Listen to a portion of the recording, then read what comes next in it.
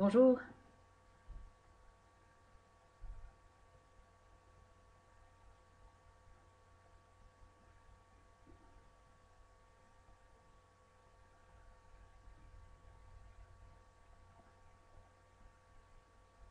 Mhm,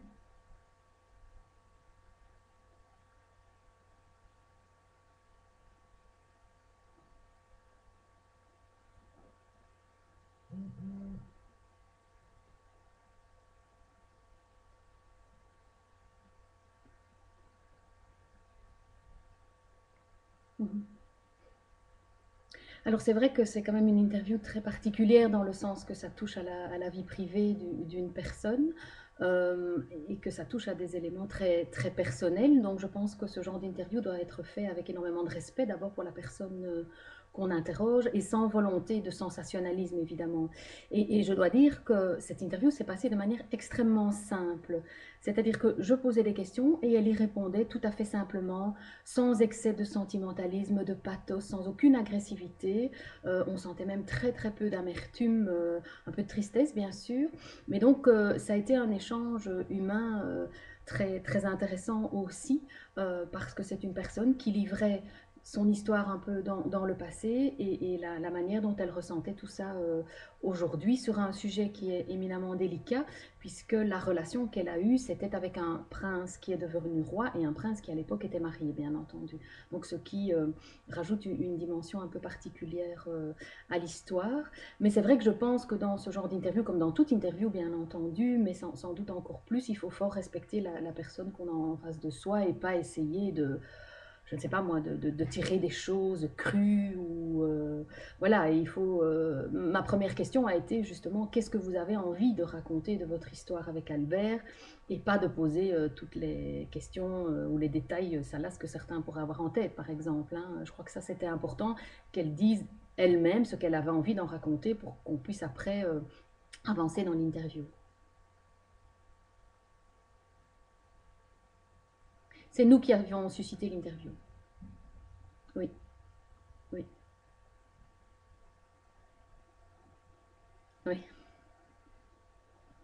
Mhm.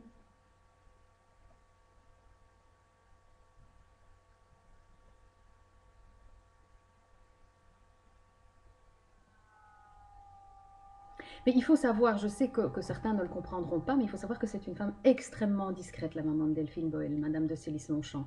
Donc c'est une femme qui pendant des années, des dizaines d'années est restée dans l'ombre, n'a jamais voulu raconter tous les détails de son histoire. Les quelques fois où on avait déjà, où certains médias avaient déjà eu certains propos de sa part, c'était toujours déjà pour défendre sa fille. Et ici, il faut savoir donc, pour expliquer un petit peu en deux mots l'histoire, Madame de Célis a eu une relation avec Albert dans les années 60-70. De cette relation est née une fille, Delphine Boel, que Albert a vue tous les jours jusqu'à peu près les 9-10 ans de Delphine. Puis Madame de Célis est partie vivre en Angleterre et là il y a encore eu des contacts pendant quelques années. Et puis lorsque en 1999 l'existence de Delphine est révélée au grand public, il y a encore quelques contacts avec le roi jusqu'à 2001 où là c'est la rupture. Un jour, Delphine téléphone à Albert, il lui dit qu'elle n'est pas sa fille, et depuis, il n'y a plus de contact. Et c'est vrai que Delphine Boel, manifestement, en souffre énormément, avec des périodes où ça va, mais des périodes où ça ne va pas, et qu'elle a un besoin de reconnaissance, elle a ce qu'elle appelle un besoin d'identité. Et pendant toutes ces années, depuis 2001, il y a eu différentes tentatives qui ont été faites par la maman, par la fille et par différents intermédiaires pour essayer de trouver ce qu'on pourrait appeler une solution à l'amiable. Donc une reconnaissance côté jardin, pas juridique, pas officielle, mais quelque chose. Que ça n'a pas eu lieu et que voilà, au bout de toutes ces années, Delphine Boel, manifestement avec ce besoin d'identité, de reconnaissance d'identité qui ne se tarit pas, qui au contraire grandit, eh bien, on est allé jusqu'à assigner le roi en justice, ainsi que le prince Philippe et la princesse Astrid. Alors voilà, ça, chacun en pense ce qu'il veut, mais voilà, elle l'a fait. Et tout ça a donné lieu à pas mal de commentaires aussi. assez négatif sur le fait qu'elle le faisait par intérêt financier, etc.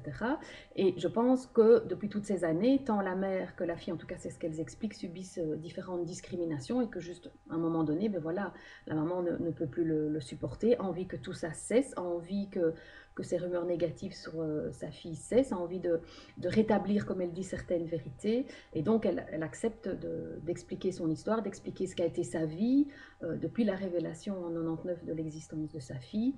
Et je pense que c'est pour ça qu'elle parle aujourd'hui. Mais il ne faut pas croire que c'est une femme qui le fait de gaieté de cœur. C'est pas du tout quelqu'un qui aime d'être médiatisé ou sur l'avant-scène, bien au contraire. Et elle a beaucoup hésité malgré tout à nous donner le droit de publier l'interview. Tout à fait. Oui, oui.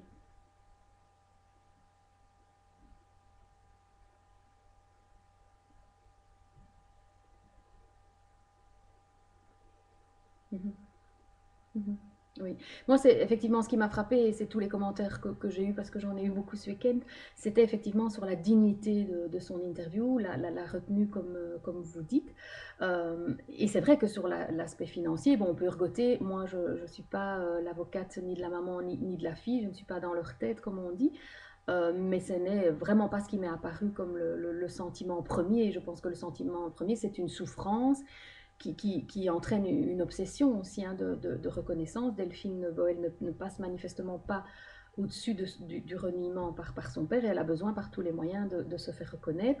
Alors l'aspect financier, moi, je n'en sais rien. Par contre, ce que je peux dire, c'est que le papa légal de Delphine est une des grandes fortunes de Belgique. Bon, maintenant, elle dit qu'il l'a en partie déshérité, mais la maman aussi est une personne très fortunée. Donc, comme dit la maman, Delphine n'est absolument pas dans le besoin, ça c'est certain.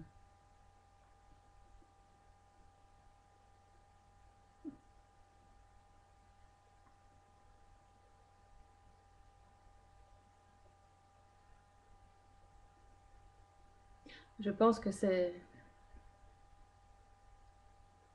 Oui, tout à fait, je pense que c'est tout à fait ça. Maintenant, je pense qu'il faut être dans la situation pour pouvoir imaginer ce qu'on ressent dans ce genre de situation et essayer de ne pas juger. C'est difficile de savoir comment on réagirait soi-même si on était dans la situation, mais comme je l'ai dit, je pense qu'il y a une vraie souffrance chez Delphine de ne pas être reconnue par son père, surtout il faut aussi voir le passé. Pendant des années, elle a vu son père tous les jours, puis elle a encore eu énormément de contacts. Et puis, du jour au lendemain, en 99, il n'y a plus rien. Enfin, à partir de 2001, en tout cas, il n'y a plus rien. Voilà, oui, donc en 99, il y a la révélation, il y a encore des contacts jusque pendant l'année 2000 aussi, et puis en 2001, il y a ce fameux coup de téléphone, et là, les relations s'arrêtent. Alors encore une fois, chacun vit son histoire comme il le peut. Je pense qu'elle ne passe vraiment pas au-dessus. Enfin, il y a des périodes où elle va bien, où elle traite même tout ça avec beaucoup d'humour. Elle dit qu'elle va tourner la page. Moi, j'avais fait son interview en 2009 quand elle avait sorti un livre qui s'appelait Couper le cordon. Et à l'époque, elle disait, voilà, j'ai tourné la page, je n'attends plus rien, etc. Et puis ça revient épisodiquement euh, avec une douleur qui reste là. Et encore une fois, chacun se fera sa propre idée, chacun imaginera comment il réagirait dans de telles circonstances. Je pense que c'est très difficile à imaginer, mais elle ne passe pas au-dessus. Et à un moment donné, eh bien, elle va jusqu'à l'extrémité d'assigner un roi en justice, en sachant, je pense très bien, à quel point cette action un peu violente, évidemment, hein, en tout cas terriblement dure, risque d'annihiler tous ses espoirs d'une relation, parce que ce qu'elle recherche effectivement, comme le disait l'internaute, c'est quelque chose d'humain et d'affectif, de l'ordre d'une relation entre un père et sa fille, pas entre une fille et un roi. Et elle sait qu'effectivement l'action en justice risque évidemment de ruiner ses espoirs, mais je pense qu'elle a franchi ce cap-là et que maintenant c'est ce besoin d'identité qui compte plus que tout. Et donc voilà, elle a franchi ce cap-là.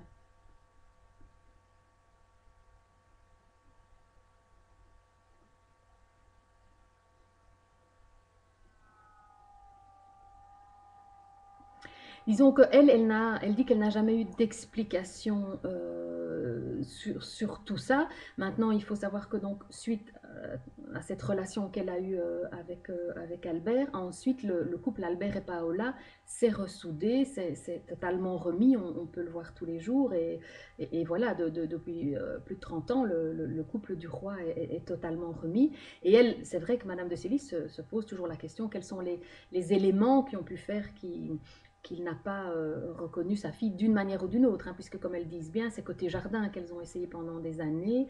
Elle n'a jamais eu reçu d'explication. Et elle se dit, tiens, est-ce que c'est trop dur à porter? Est-ce que c'est lié à la fonction? Est-ce que, voilà. Elle en est venue à se dire, Madame de Célis, qu'il y avait même un vrai déni psychologique. De quelque part se dire, ben voilà, ce n'est pas ma fille. Voilà, mais elle est un petit peu obligée de se perdre en conjecture puisqu'elle n'a pas eu d'explication officielle.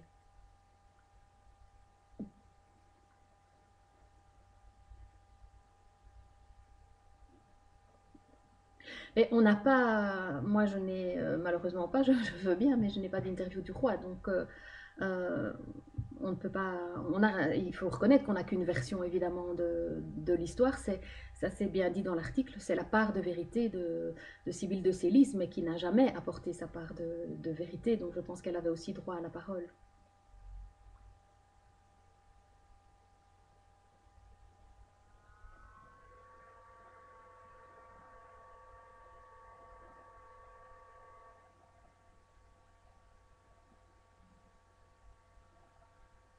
Mm -hmm.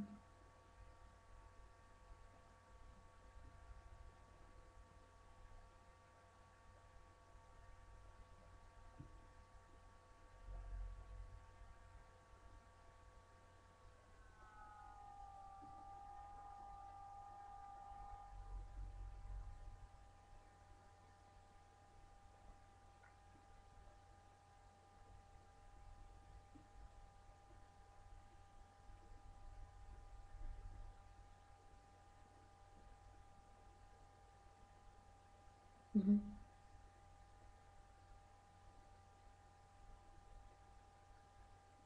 Oui, en fait, il y a eu deux sondages, un côté francophone, un côté néerlandophone, et tous les deux arrivent à 80 ou 82% de gens qui estiment que le roi devrait la reconnaître. Alors évidemment, il y a des éléments juridiques. Il faut savoir que pour le moment, Delphine Boel est toujours légalement la fille de Jacques Boel, et on ne peut évidemment pas avoir deux papas légaux en Belgique. Donc juridiquement, ce n'est pas simple. C'est pour ça aussi, je pense que pendant des années, elles ont essayé d'avoir une reconnaissance, comme elles disent, côté jardin, qui n'était pas nécessairement une reconnaissance officielle ou juridique. Alors les conséquences, quand on parle d'un roi, bien évidemment, on pense directement à deux possibles. Au niveau de la succession, là, il n'y aurait aucune conséquence, puisque la Constitution dit bien que seuls les enfants nés dans le mariage peuvent entrer en ligne de compte pour la succession, ça c'est un. Et deux, évidemment, ce sont les aspects financiers. Bon, là, c'est clair que si elle était reconnue légalement, juridiquement comme la fille d'Albert, donc ce qui devrait passer d'abord par une reconnaissance officielle que Jacques Boel n'est pas son père. Hein. Bien entendu, ça devrait se faire dans un certain ordre. Mais si c'était le cas, là par contre, évidemment, elle aurait droit à sa part d'héritage. Mais peut-être pour revenir un instant au début de la question, on n'a pas vu l'assignation en justice. Donc, on ne sait pas exactement ce qu'elle contient, mais que je sache, il n'y a pas du tout parce qu'on parlait de demande en dommages et intérêts ou que sais-je, ce n'est pas du tout, que je sache, ce n'est pas du tout dans l'action en justice. Il est question de recherche de paternité et donc de test ADN plutôt.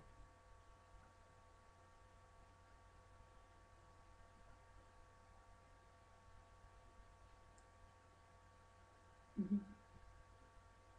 Donc il y a plusieurs personnes qui sont assignées. En ce qui concerne le roi, l'article 88, je pense, de la Constitution dit clairement que la personne du roi est inviolable. Ça veut dire que quoi qu'il fasse, on peut l'attaquer, on ne peut pas l'attaquer en justice, que ce soit au pénal, au civil, etc.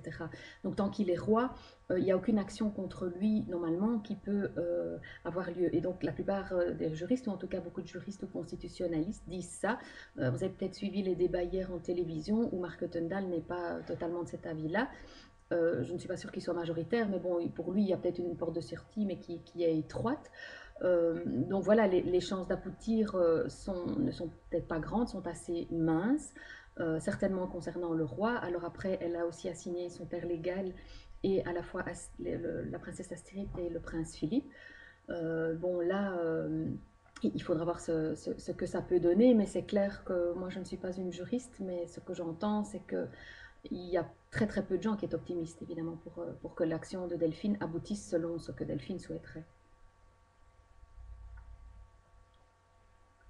Mais j'imagine que c'est justement puisque elle ne pourra pas obtenir, ou en tout cas pas forcer le roi juridiquement à se livrer un test ADN, d'essayer via ses demi-frères et sœurs.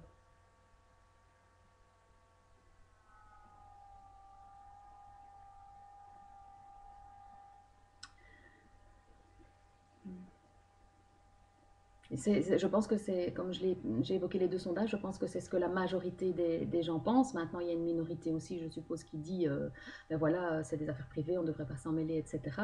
Mais je pense que pour beaucoup de gens, il en sortirait grandi. Quelque chose que Madame de Célis dit aussi dans l'interview. Elle trouve que, bon, mais tant que c'était pas révélé avant 99, voilà, c'était pas connu, quelque part, il n'y avait pas de problème, entre guillemets. Et en plus, il y avait contact entre la fille et le père, mais que lorsque ça a été rendu public en 99, ben, elle utilise l'expression il avait une occasion sur un plateau pour la reconnaître. Surtout dit-elle que la société a évolué et que ce n'est plus des choses aussi taboues qu'avant. Voilà, il y a dans la vie de tous les jours des gens qui ont des enfants naturels et qui trouvent une solution ou une autre pour les reconnaître, pour avoir des contacts avec eux. Et donc elle, c'est en tout cas son avis et manifestement une grande majorité de la population le partage.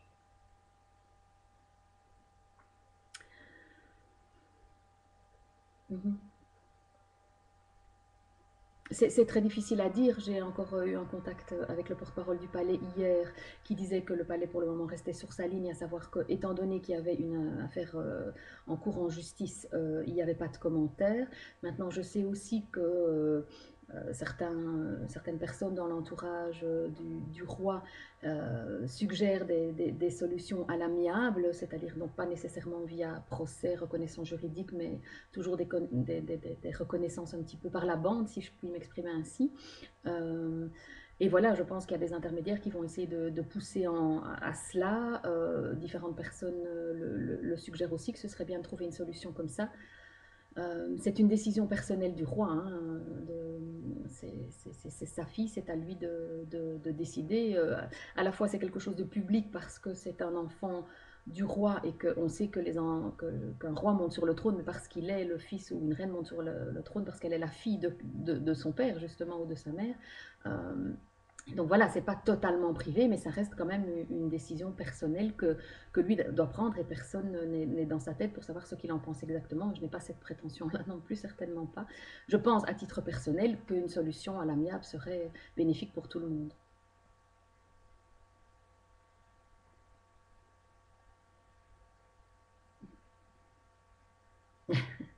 À bientôt. Oui, à bientôt. Au revoir.